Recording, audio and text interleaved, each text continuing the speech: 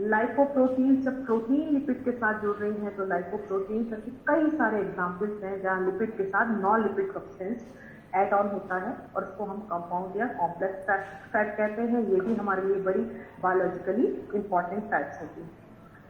तीसरी फैट जो होती है वो डिराइव फैट कहलाती है, यानी जो after the reaction, after the degradation, after the metabolism जो डिराइव होती हैं, इनसे बनती हैं, लिपिड की रिएक्शन से बनती हैं, उनको हम डिराइव फैट कहते हैं।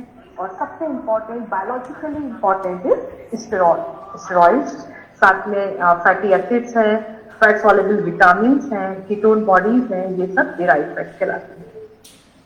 एक टर्म आई थी, आप सब जानते हैं, lipids as cofactors and coenzymes. तो जस्ट रिमाइंड करना चाहूंगी, रिकॉल करना चाहूंगी, हम लोग लोअर क्लासेस में 10th 11th में पढ़ चुके हैं कि कोफैक्टर्स और कोएंजाइम्स क्या हैं। ये वो सब्सटेंस होते हैं which is essential for the activity of an enzyme. Actually they enhance the action of an enzyme. ये जरूरी होते हैं और आप सबने जितने भी फैट सॉल्युबल विटामिन फिजियोलॉजी में आप पढ़ते हैं वो जनरली एक्ट करते हैं like cofactors and coenzymes. Vitamin A and K तो आप कई जगह देखते हैं, many of the reaction they act as cofactors and coenzymes, they enhance the action of an enzyme, they cannot by themselves catalyze the reaction but they can help enzymes to do so, so they are essential for the activity of an enzyme. Now come to the first part of the first type of fat, that is storage lipid. आप सभी जानते हैं और हम पढ़ते हैं, the main function of the fat is to store, मतलब to serve as depot food in the body. हमारे शरीर में फूड को स्टोर कर या कहिए फूड स्टोर किस फॉर्म में होता है, तो आप सब जानते हैं लिपिड के फॉर्म में होता है। इस स्टोरेज लिपिड को हम यूज करते हैं when ever it is required. हमको जब जरूरत होती है तो हम इसको यूज करते हैं मेटाबॉलिक फ्यूल। और स्टोरेज लिपिड मेनली होते हैं triglycerides and fatty acids, right. Next please.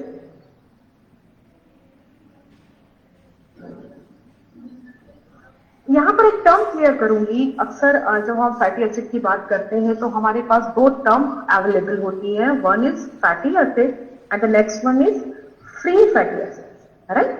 So fatty acids तो वो है जो नेचुरल फैटी एसिड्स होते हैं, इंपॉर्टेंट कंपोनेंट होते हैं लिपिड्स के। वो लिपिड्स जो प्लांट्स में, एनिमल्स में, इवन इन माइक्रो ऑर्गेनिज्म में मिलते हैं, are not found, they are fatty acids. When we talk about free fatty acids, that means they are the byproducts of the metabolism of fat in adipose tissue. यानी हमारी body में जब जो fatty acids produce होते हैं वो कहलाते हैं free fatty acid, FFA we can say. Structural lipid second category. हमने जब बायोलॉजिकल फंक्शन की बात की थी तो तीन टाइप के लिपिड्स हमने देखे थे in previous slide. First one is storage lipids, second one is structural lipids and third one is lipids which act as coenzyme और कोफैक्टर्स। तो now come to the structural lipid. So हम सभी को मालूम है कि लिपिड्स क्यों important हैं। तो आपने देखा कि प्रीवियस स्लाइड में कि it serves as depot food in the body, हमारे शरीर में संचित भोजन की तरह रहते हैं, संचित आहार की तरह रहते हैं। अभी हम आते हैं वो लिपिड जो स्ट्रक्चरली हमारी बॉडी में पाए जाते हैं, यानी they have the role to form the structures of the body, important structure. और आप सभी को पता है कि द मोस्ट इंपॉर्टेंट स्ट्रक्चर जहां लिपिड का रोल है, इंपॉर्टेंट रोल है, वो है बायोमेम्ब्रेन। हमारी बॉडी की, हमारी सेल की जो मेम्ब्रेन्स हैं उसका पार्ट होता है जिसे हम स्ट्रक्चरल लिपिड या मेम्ब्रेन लिपिड कहते हैं। और आप सभी जानते हैं बहुत अच्छे से कि it is phospholipid. Mainly phospholipid जो है वो आपको मेम्ब्रेन में मिलता है। यहाँ आप देख रहे हैं, आप सभी ने पढ़ा है सिंगर-निकोलसन मॉडल, जो फ्लूइड मोज़ेक मॉडल पढ़ा हुआ है आपने, तो उसमें हम देखते हैं कि phospholipid forms the double layer between the two protein layers, intrinsic and extrinsic. Next please.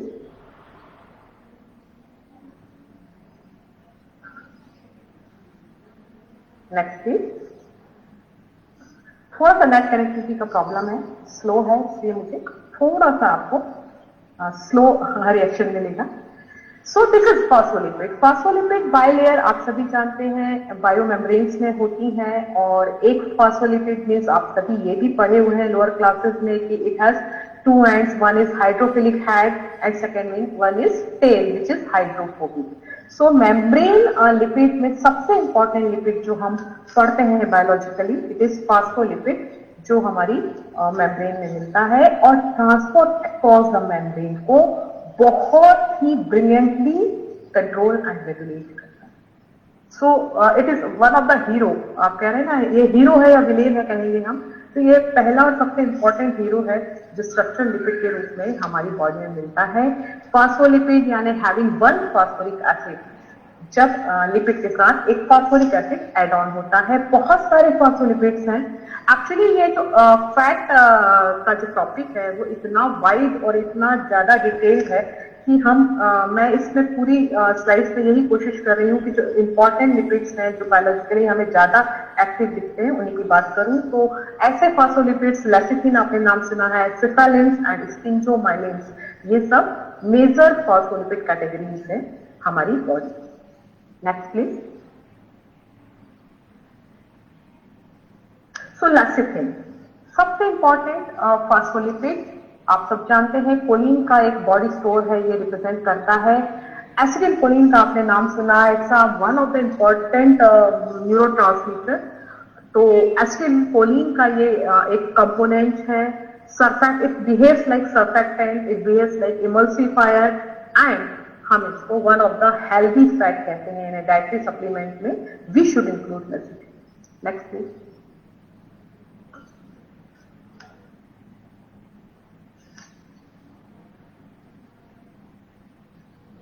Next, please.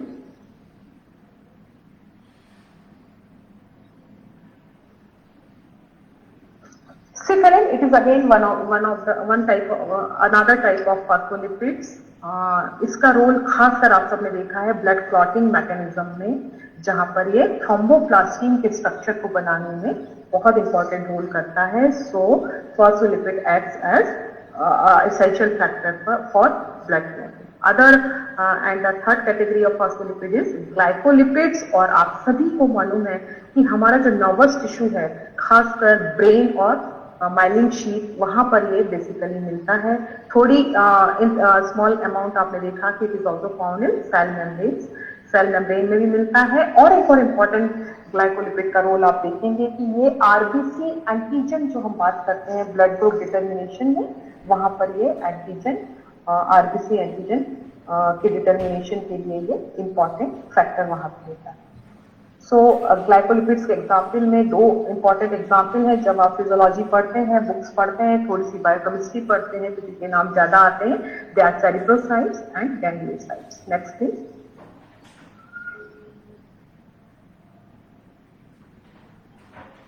सेरिब्रोसाइट्स myelin sheath पे मिलता है, आप सब जानते हैं। माइलिन शीट के हिसाब से we have two types of nerve fibres, और myelinated nerve fibres having myelin sheath which acts as insulator, आप सभी को मालूम है। तो वहां पर ये काम करता है। टिश्यू इम्यूनिटी, सेल रिकॉग्निशन, इन जगहों पर भी सेरिब्रोसाइट्स का इंपॉर्टेंट रोल है। Next please.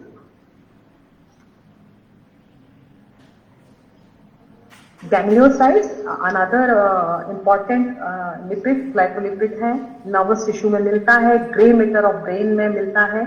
इसका भी काम सेल रिकॉग्निशन या सेल टू सेल जो सिग्नलिंग होती है या क्रॉस टॉक होती है या रिकॉग्निशन होती है, वहां हेल्प करता है।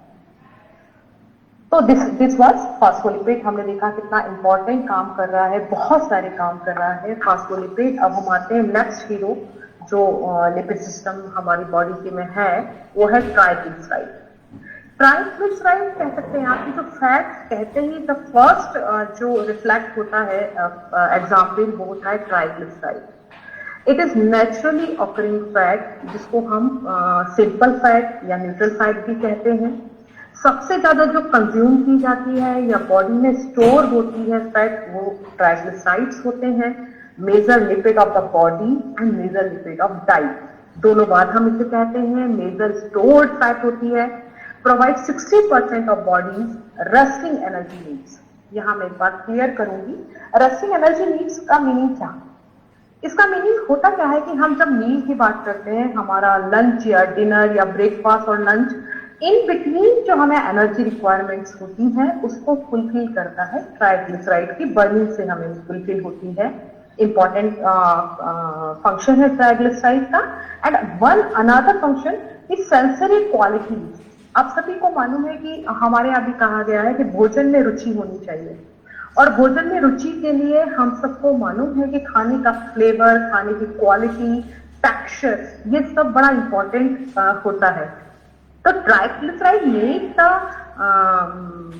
make our food with full of flavor, full of texture, and also जब हम ट्राइग्लिसराइड वाले खाने को खा रहे हैं, डाइट को, तो उसमें हमें सेटिस्फैक्शन यानी हंगर का फुलफिलमेंट मिलता है, हमारा पेट भरता है।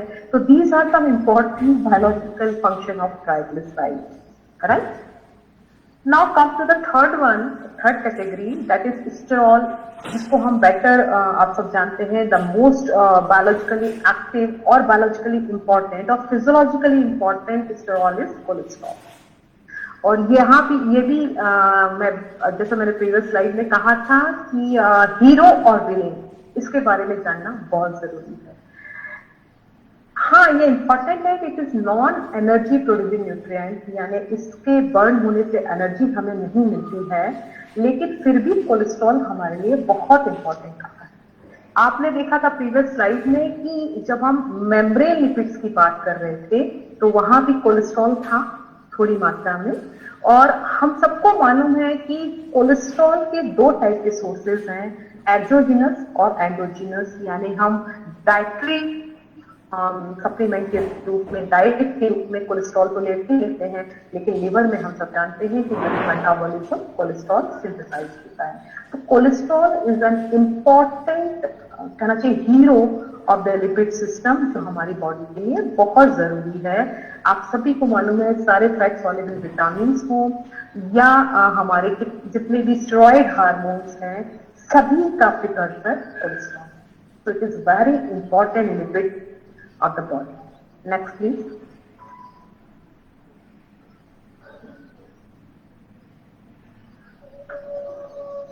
तीसरी कैटेगरी आती है सर्कुलेटिंग लिपिड्स की। सर्कुलेटिंग लिपिड्स यानी आप सभी को मालूम है कि हमने यदि डाइट के रूप में फैट यदि किया है तो हमारा एक मेजर कॉन्स्टिट्यूएंट है हमारी डाइट का।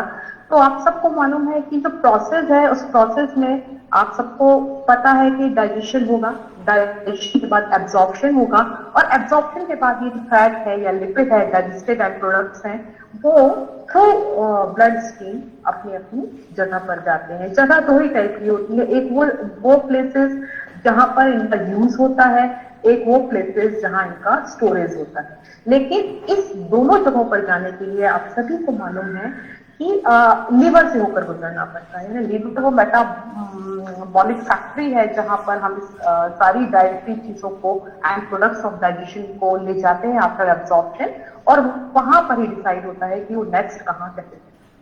सो कोलेस्ट्रॉल के दो यूज हैं, और अब आप सभी को मालूम है कि कोलेस्ट्रॉल और जितने भी लिपिड्स हैं जो एब्जॉर्ब हो गए आफ्टर डाइजेशन, उनको इन जगहों पर ले जाने के लिए, स्टोरेज के लिए या यूज करने के लिए, या हेपाटिक टिश्यू और एक्स्ट्रा हेपाटिक टिश्यू में ले जाने के लिए, चूंकि they are insoluble in water, all the lipids are insoluble in water, so they need the help of carriers.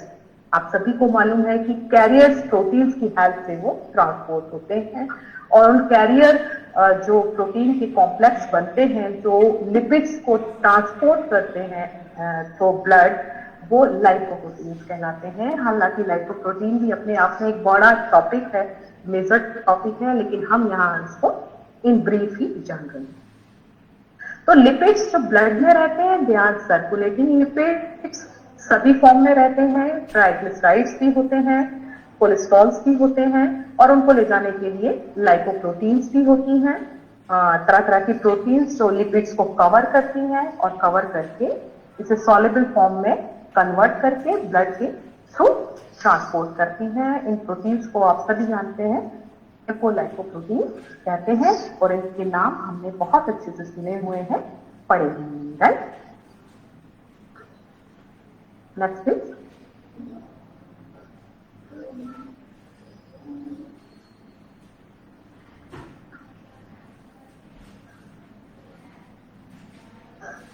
Lipoproteins की इंपॉर्टेंट कैटेगरीज हैं, आप सभी को मालूम है। पहले हम बात करते हैं कि एक लाइपोप्रोटीन जब बन रहा है तो क्या क्या स्ट्रक्चर्स हम देखते हैं। तो आप देखिए ध्यान से, पैकेजिंग जब हो रही है, इनसाइड ट्राइग्लिसराइड्स हैं, साथ में कोलेस्ट्रॉल ईस्टर भी अंदर है इन द कोर, और बाहर जो है वो फास्फोलिपिड्स हैं, फ्री कोलेस्ट्रॉल है और प्रोटीन्स है जो कवर बना रही हैं। और इस स्ट्रक्चर के साथ ये लिपिड लाइपोप्रोटीन के फॉर्म में कन्वर्ट होता है। So phospholipid, cholesterol, triglycerides and cholesterol ester, ये चार मेन कंपोनेंट है लाइपोप्रोटीन्स के। इसमें से phospholipids and cholesterols outer membrane बना रहा है और ट्राइग्लिसराइड एंड कोलेस्ट्रॉल ईस्टर जो है वो कोर में, राइट। Next please.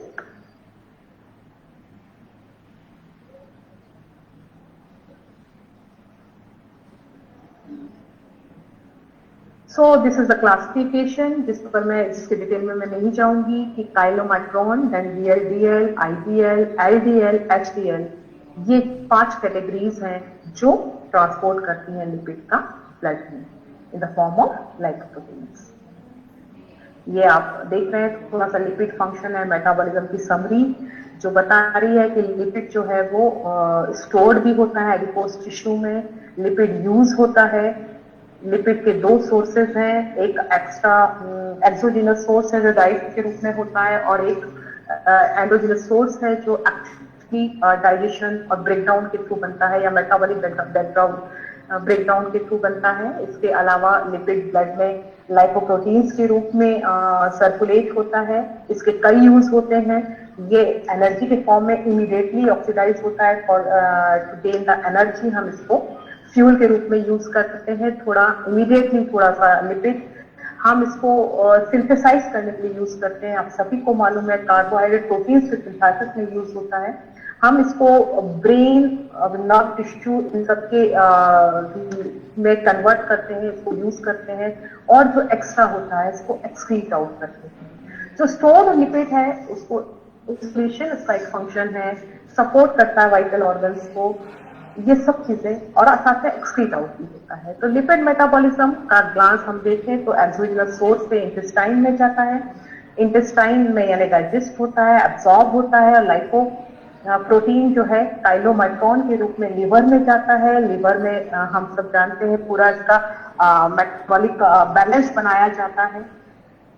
यहाँ से एलडीएल के थ्रू इसको बॉडी के टिश्यूज में भेजा जाता है, खासकर स्केलेटल मसल्स हैं, अदर टिश्यूज हैं, वहाँ यूज होता है।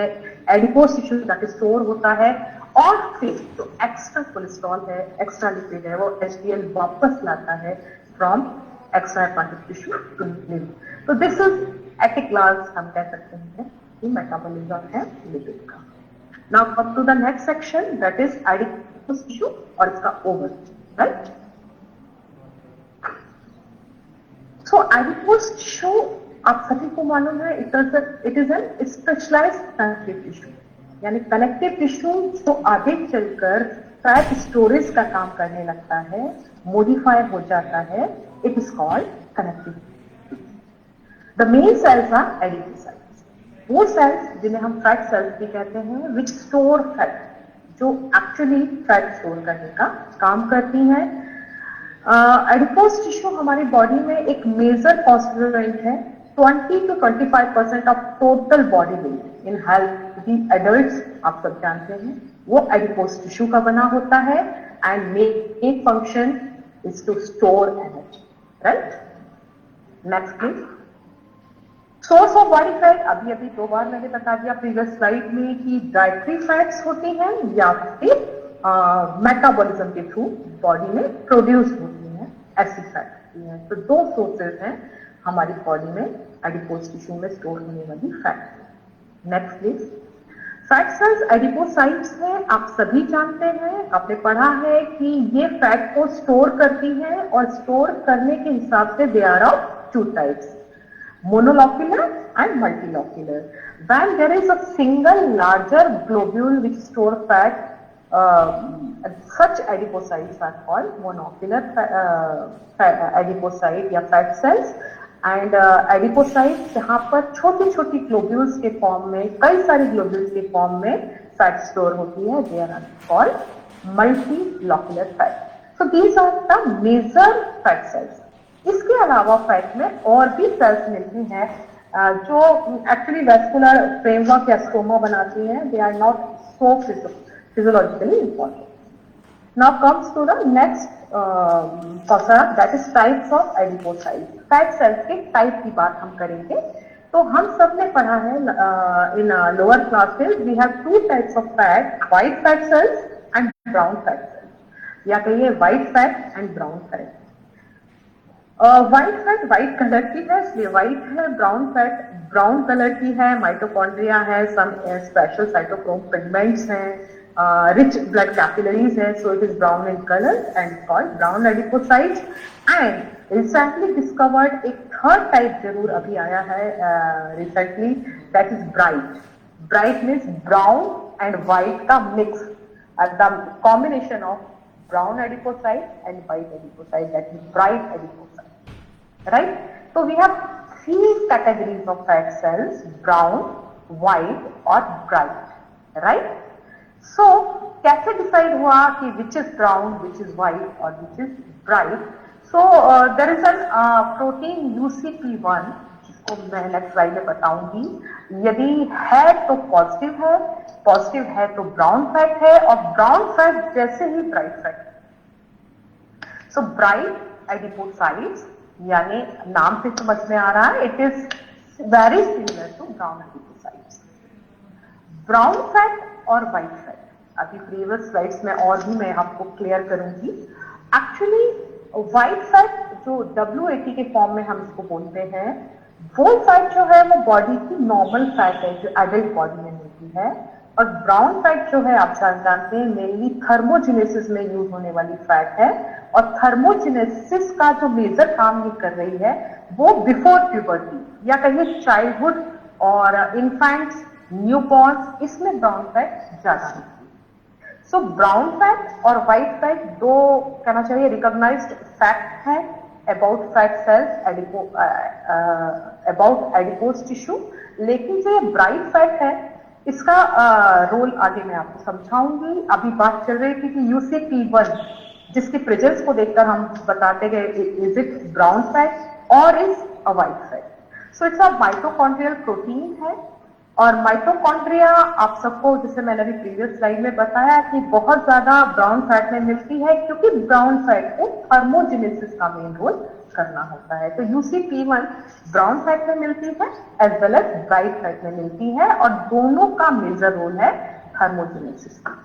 व्हाइट फैट मेजर या कहना चाहिए चीफ फैट है जो एडल्ट बॉडी में मिलती है. तो अभी हम एक कहना चाहिए ब्रीफ लें तो we have three type of fat cell.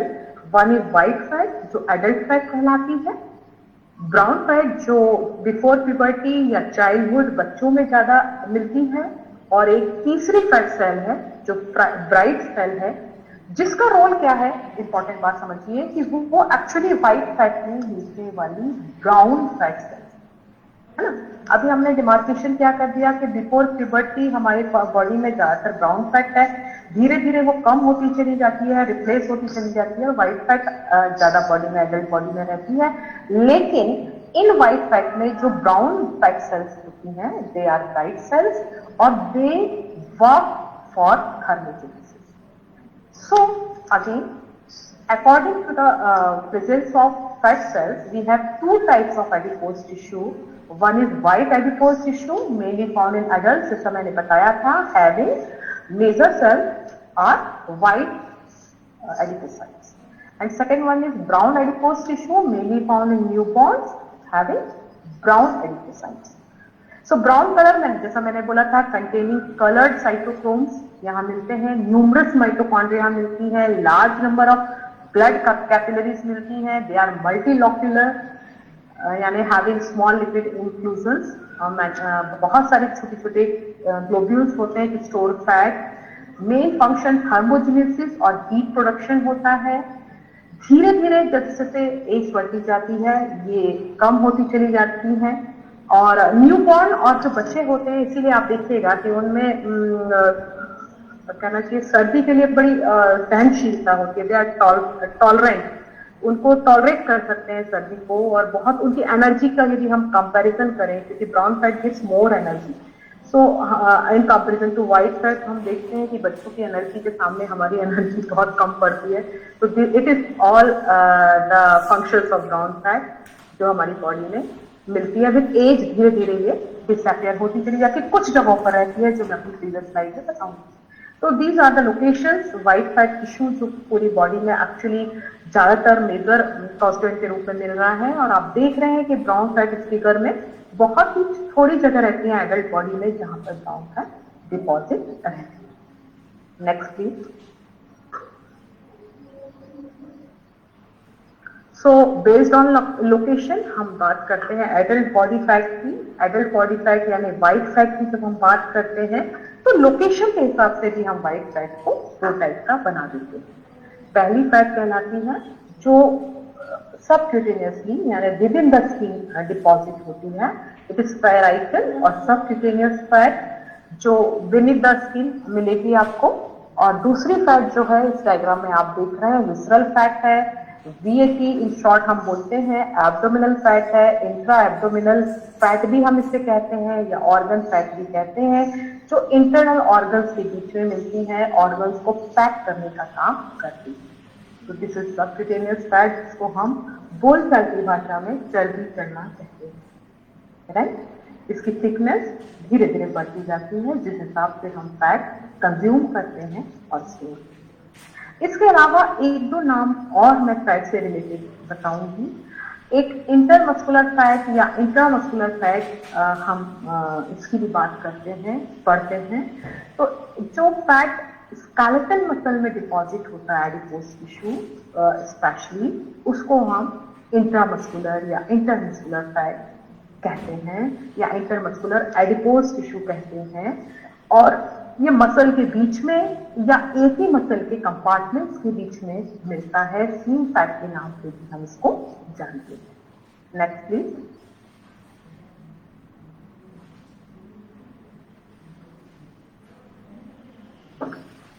Next please.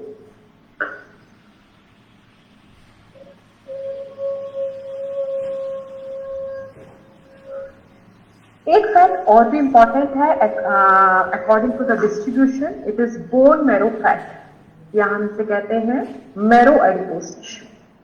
It is fatty tissue located in the centre of bones.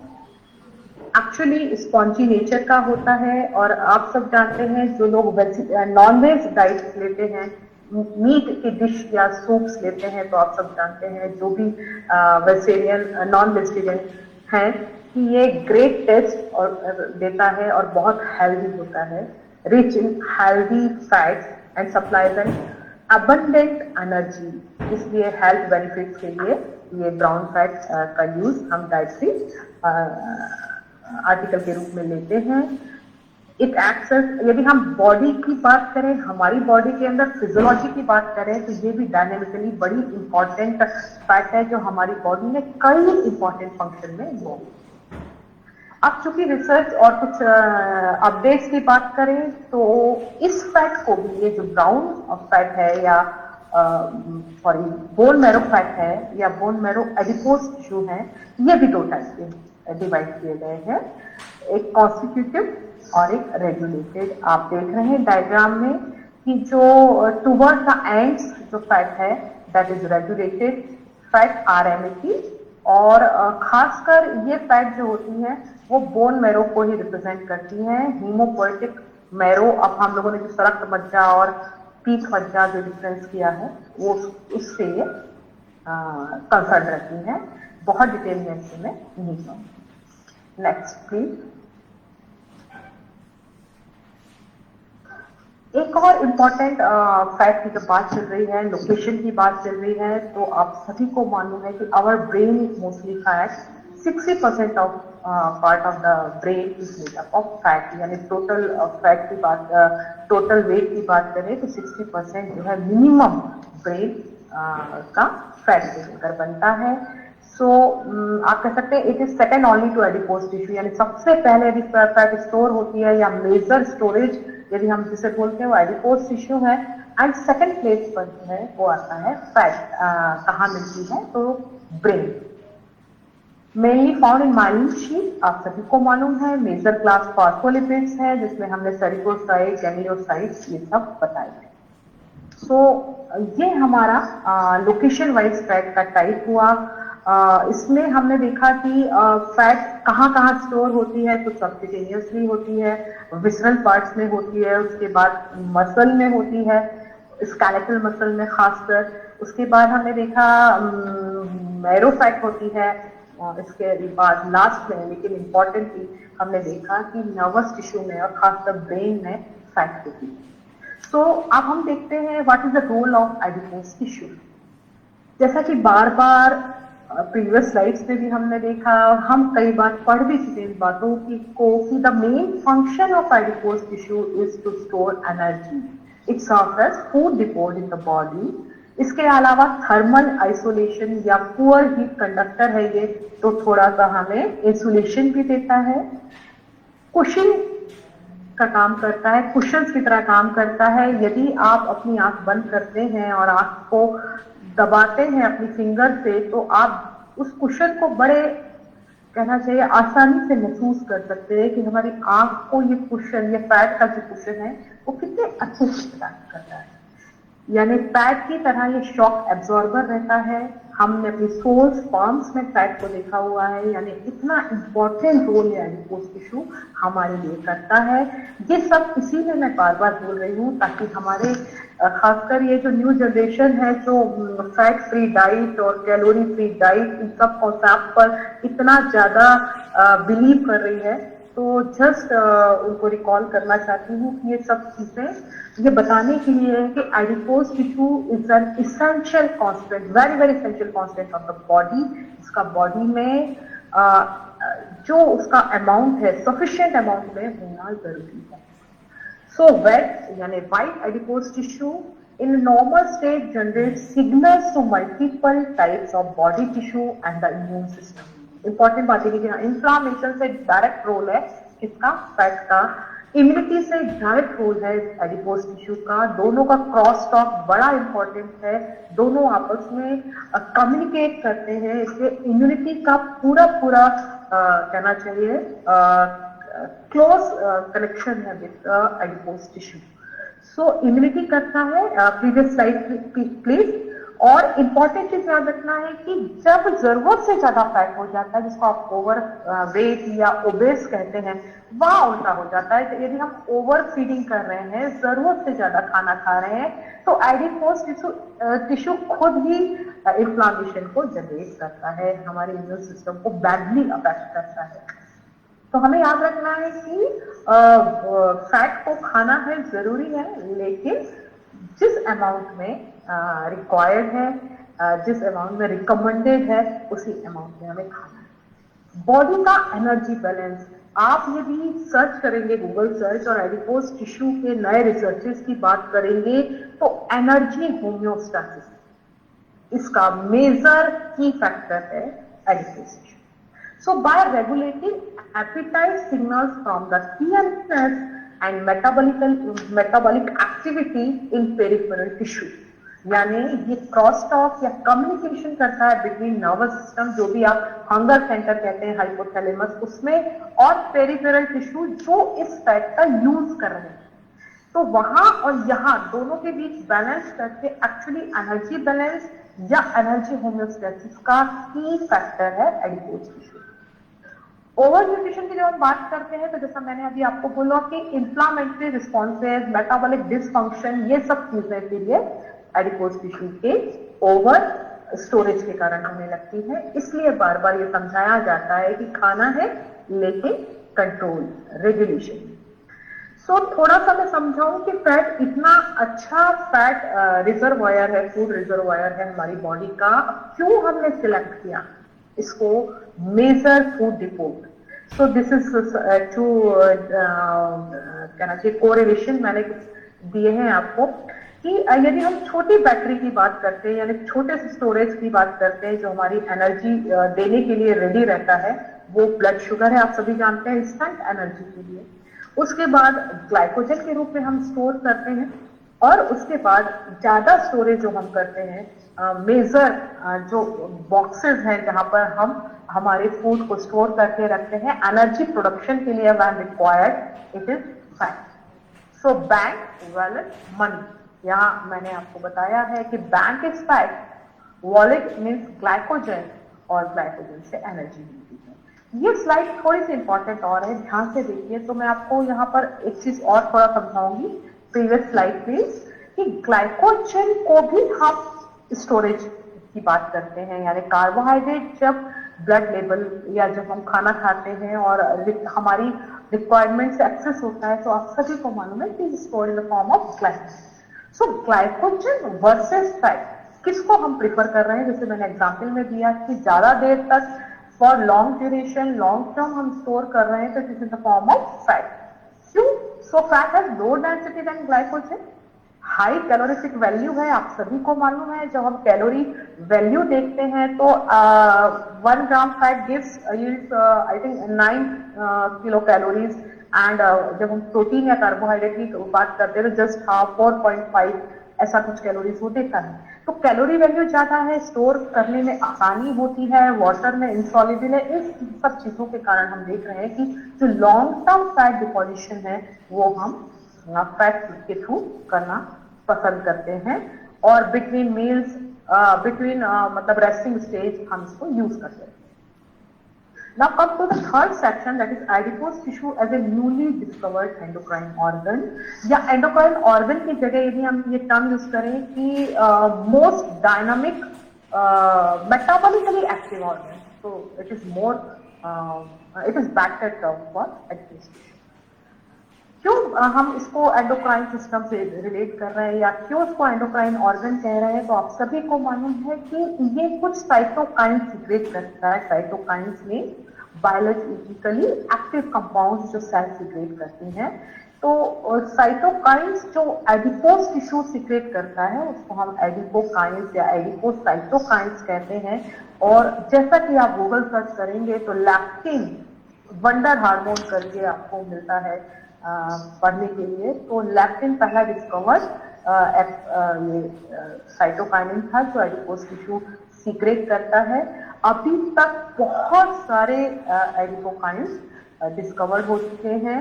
Chemically they all are protein, और सेल कम्युनिकेशन, सेल सिग्नलिंग, सब जगह वंडरफुल रोल ये सब करते हैं। Next please.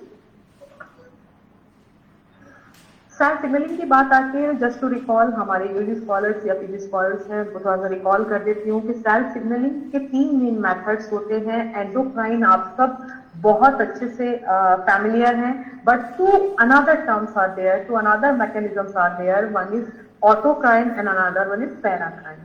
Autocrine means जब cell खुद जो सीक्रेट करती है केमिकल्स, वो खुद सेल को ही ऑटो रेगुलेट करता है, दैट इज ऑटोक्राइन। यानी जो सोर्स है वही सीक्रेट करता है, वही रेगुलेशन होता है या रिस्पॉन्स होता है। पैराक्राइन में लोकल जो टिश्यूज होते हैं, यानी target tissue is very very near to the source of the death hormone. तो paracrine and autocrine. So adipokines तीनों काम करते हैं। They behave like endocrine, they behave like autocrine and paracrine. बहुत सारे नाम हैं, बहुत सारे एडिपोकाइंस डिस्कवर्ड होते जा रहे हैं। यहाँ मैं बात लैक्टिन की करूंगी क्योंकि हमारे पास टाइम भी कम है, और ये ऐसा टॉपिक है, मतलब मेरा कहना, मैं जस्ट एक रिक्वेस्ट करना चाहूंगी कि मेरा काम यहाँ से एक विंडो ओपन करना है फॉर यू ऑल। इस विंडो को ओपन करने के बाद आप जितना पढ़ेंगे, आप जितना इसको डिटेल में जाएंगे, आपको बहुत फैक्ट्स और बहुत अच्छी बातें लिपिड सिस्टम की और एडिपोज टिश्यू की मिलेगी। Next please.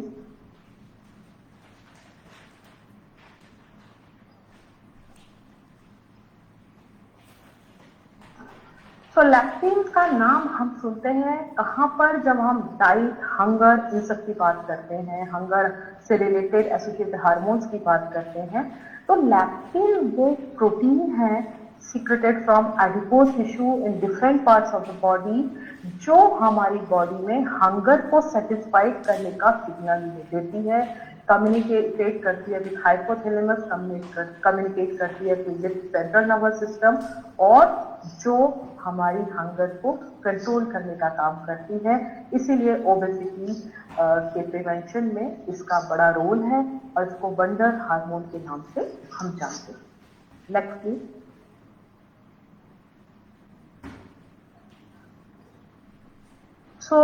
एक बहुत डिटेल में अपन नहीं जा पा रहे हैं, टाइम का लिमिटेशन भी है और एक सैचुरेशन पावर भी आता है यदि हम ज्यादा डिटेल जाते हैं। तो मेजर रोल्स मैंने आपको ये डायग्राम में दिखाए हैं एडिपोज टिश्यू के, खासकर लैक्टिन, साथ में दूसरे भी एडिपोकाइंस हैं यहाँ पर।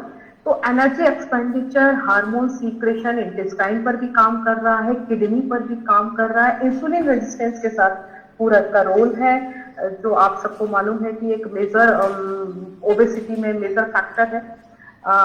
Glucagon secretion, lipid, glucose metabolism को, लिपिड मेटाबॉलिज्म को ही नहीं, ग्लूकोज मेटाबॉलिज्म को, इंसुलिन सेंसिटिविटी को, लिवर में, स्केलेटल मसल में, सब जगह ये की रेगुलेटर की तरह काम करता है। इसीलिए इसको हम बोलते हैं एनर्जी होम्योस्टैसिस का सेंटर। Next please.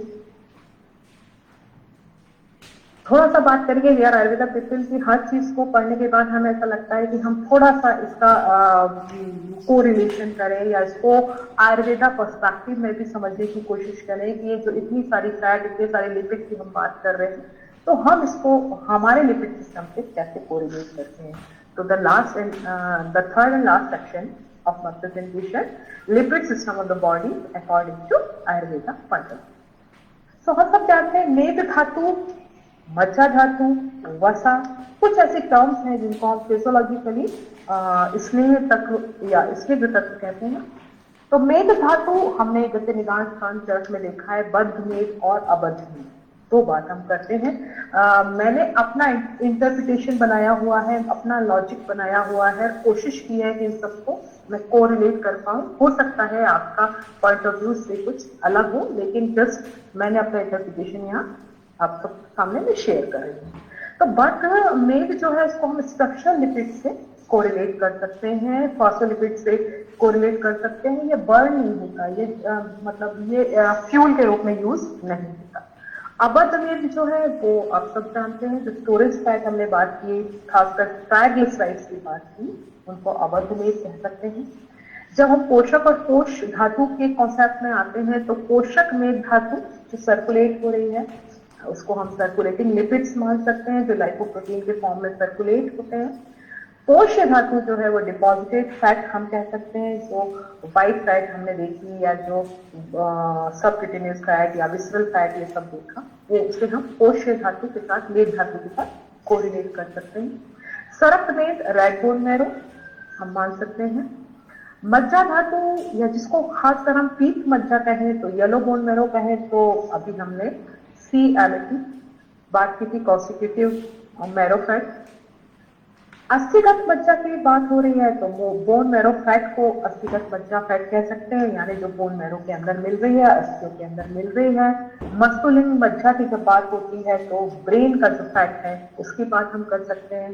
और वसा उपधातु की जब हम बात करें तो सबक्यूटेनियस फैट की भी बात कर सकते हैं, और जो मांस का टिश्यू है उसकी बात भी कर सकते हैं। तो लास्ट में मैं ये फिगर इस बात को दिखाने के लिए कि टोटली यदि हम बॉडी फैट को इम्पोर्टेंट नहीं मानेंगे तो हमारी सेल्फी ऐसी आएगी। तो याद रखना है, what would happen if we had no body fat, it is an essential constant of fat. एक छोटा सा आपको वो देकर जाऊंगी जिसको आप सोचें, समझें और फिर बताएं कि बीएमआई को जो हम डायरेक्ट इंडिकेशन मानते हैं कि हम नॉर्मल हैं, ओवरवेट हैं, ओबेस हैं, तो ये जो मैंने एक फिगर दिया है, इस फिगर में आप बताइए कि दोनों का बीएमआई सेम है, right?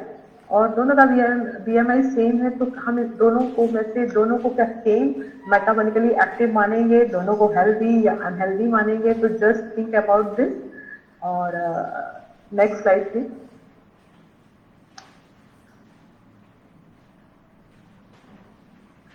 So this is my end of my session, and I acknowledge Dr. Vedegi, Professor to the Department of Kriya Shari. मैं थैंकफुल हूँ doctor Sunil Nikhate, the associate professor department of Kriya Sharir, all the other staff, पूरे सभी students, the principal and other faculties of Parul institute of Ayurveda Vadodara, जिन्होंने मुझे opportunity दी कि मैं अपने कुछ पॉइंट्स, कुछ अपना नॉलेज शेयर कर सकूं। Thank you very much once again, and over to you doctor Narendra. Thank you all.